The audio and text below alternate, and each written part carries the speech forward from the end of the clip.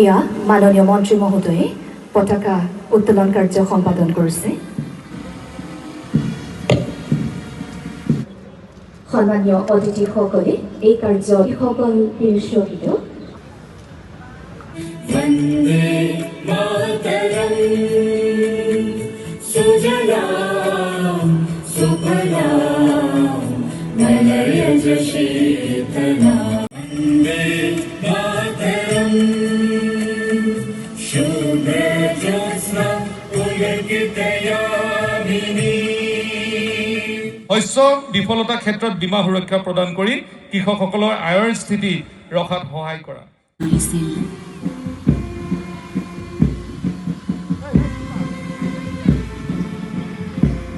আন্দোলনে দেশৰ স্বাধীনতা প্ৰশস্ত কৰি তুলিছিল।